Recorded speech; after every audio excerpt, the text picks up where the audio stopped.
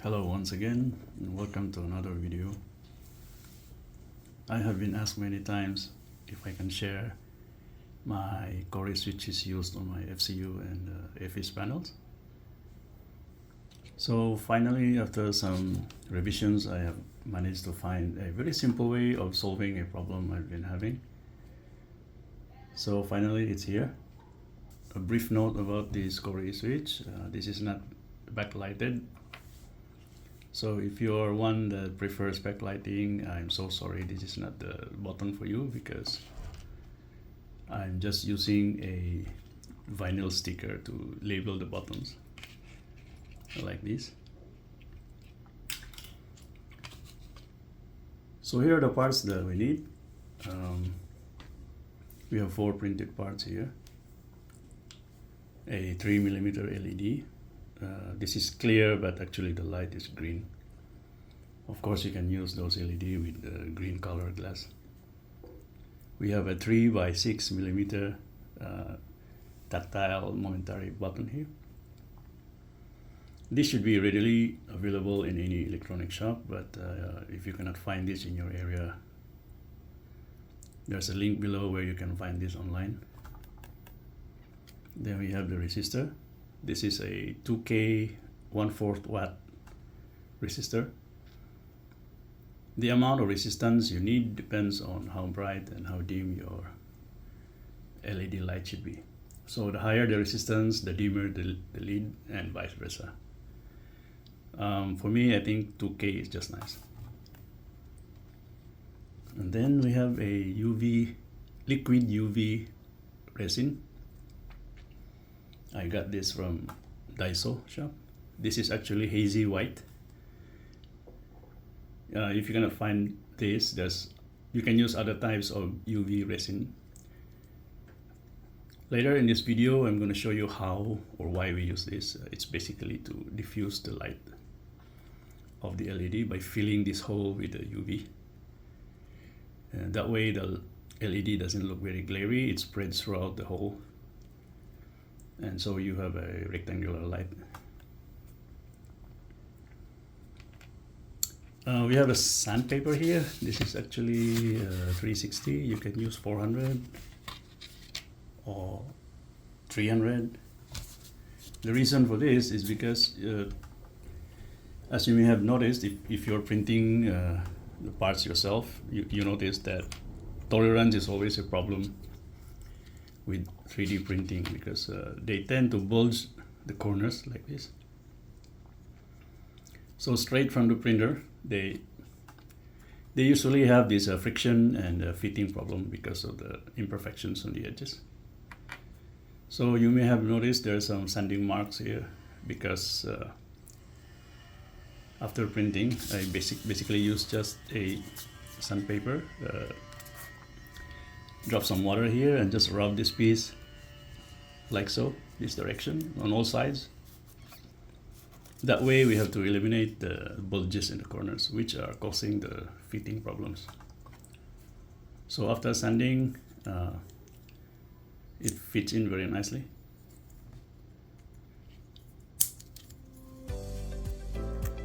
Like so. So let's get started.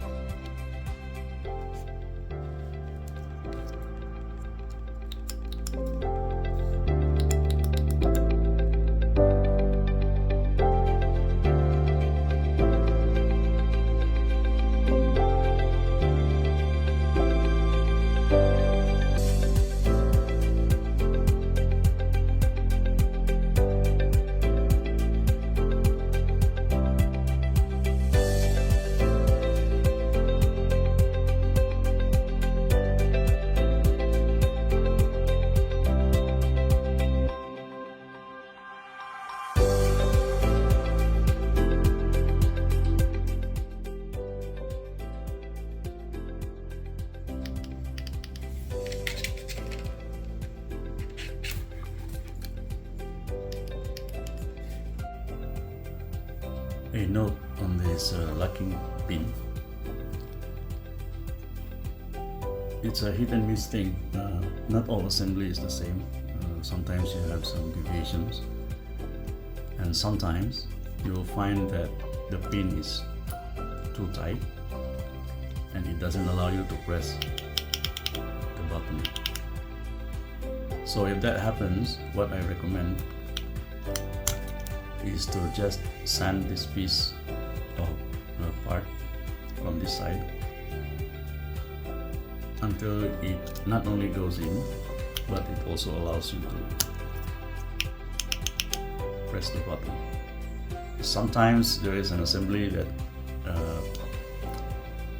for some reasons maybe the tactile button is not seated properly on its bracket, so the inner piece is slightly positioned up than usual, and if that happens when you insert the locking pin, the inner piece will press on the button and you don't have room for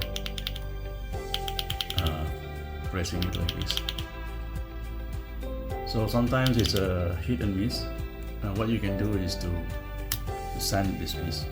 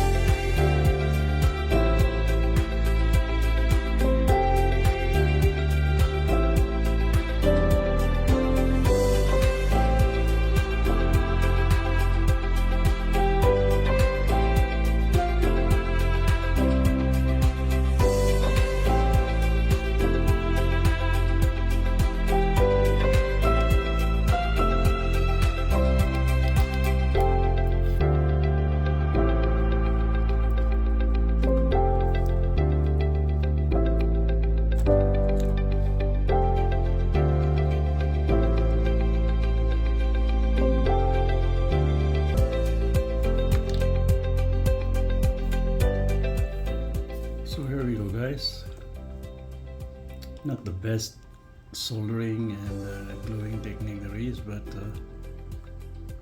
gets the job done. So let's talk about diffusing. Now we have everything in place without the resin on the hole, so let's try to light this LED up.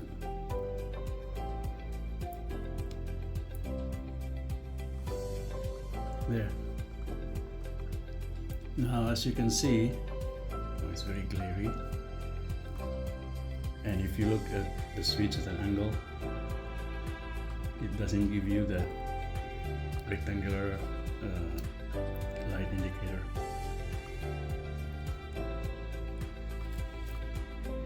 So let's try putting in the UV resin.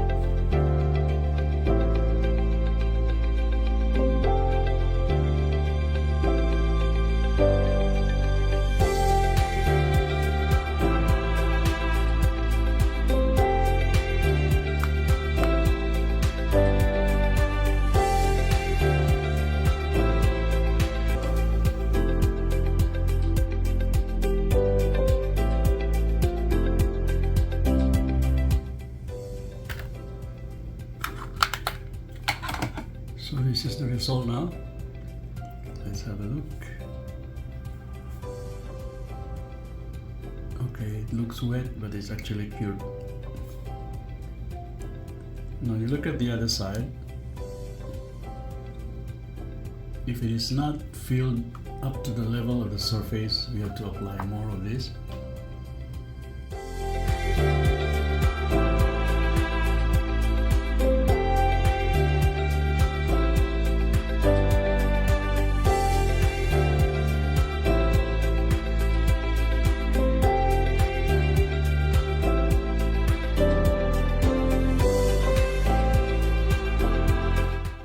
So this is our cured resin.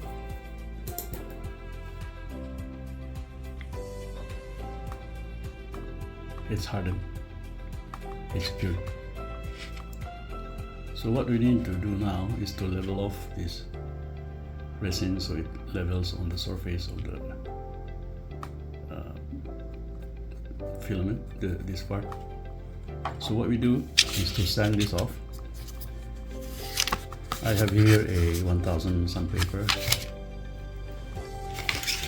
and also the 360. I like to run this on the 360 because it's rougher, so it quickly levels off this, and then finish it off with a 1000 for a smooth surface. So with a bit of water, just rub this off.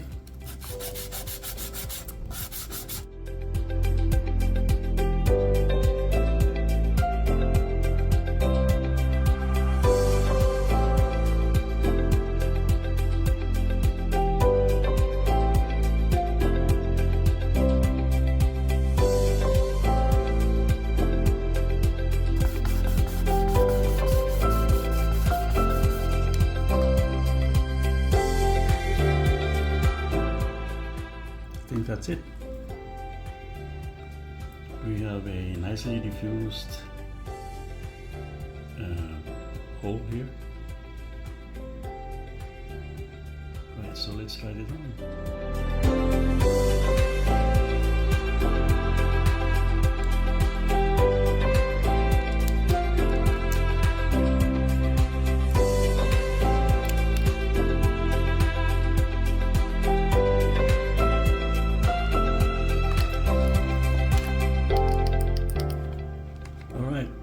So time to test the diffusion.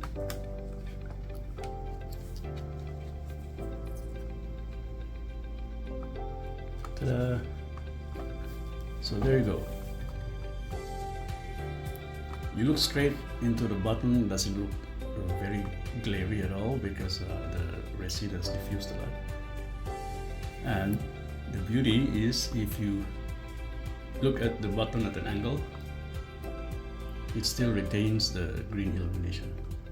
Another way to improve the diffusing resin is to add just a tiny bit of white acrylic, just a tiny bit of it, just to make the resin a little more cloudier, and it should produce a much more authentic LED indicator. And check that out. The light is more even. You don't see the glare at the center, and even at a very off angle you still see it clean and sharp.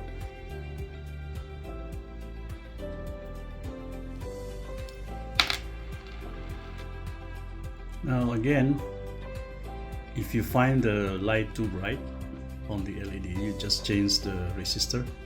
Maybe you can try 2.5K or 3K. It's good to have a few of these and see for yourself. So now comes the marking.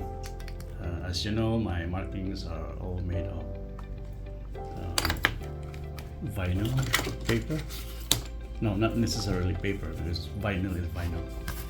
So this is a pre-cut sticker run on a UV sticker printer. Vinyl is quite strong. it's almost impossible to tear this out because it looks plasticky, you know, see? The stronger you try to tear it, it just stretches out like plastic. It's waterproof, and I don't know if the claim is correct that they say it's fade proof as long as you don't always expose this to direct sunlight, but who would play a simulator under the direct sunlight, right? So I yet have to look for any other means to mark this. I tried using 3D printer to etch the text here, but 3D printer cannot resolve the fine details of the marking, so I go for this option. Now the laser machine already has a built-in cutting mechanism, so you just go and instruct the printer operator. If you have lines to follow, you tell them that this line is where the printer should do the cutting, so that you just peel it off and do another cumbersome task of aligning the sticker on the surface. I won't be doing that detail now, but I'll just show you a finished button mounted on my still work in progress EFIS. So this is the one.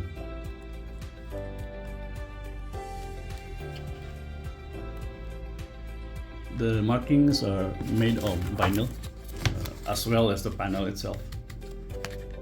You know, and this is how they are stuck. So if we try like one of these, where is my battery? Okay, here we go. Yellow for ground. There.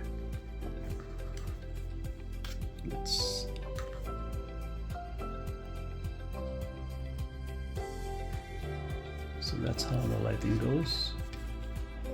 Cheap way of doing things, but it does the job. We don't need PCB, we don't need surface mounted devices, which are very difficult to solder. These are just basic parts that you can solder yourself. If you do it right, I think it does produce a, let's say, average result. Thanks a lot for watching. I hope this will help you with your project. And as I said, this is not a backlit solution. I mean, I can do backlit some other time, but for now it is not commercial grade, so I think as long as it does the function, I'm happy with it. So thanks a lot for watching. If you find this useful, would appreciate a like and subscribe. Thank you very much. We'll see you again on the next video.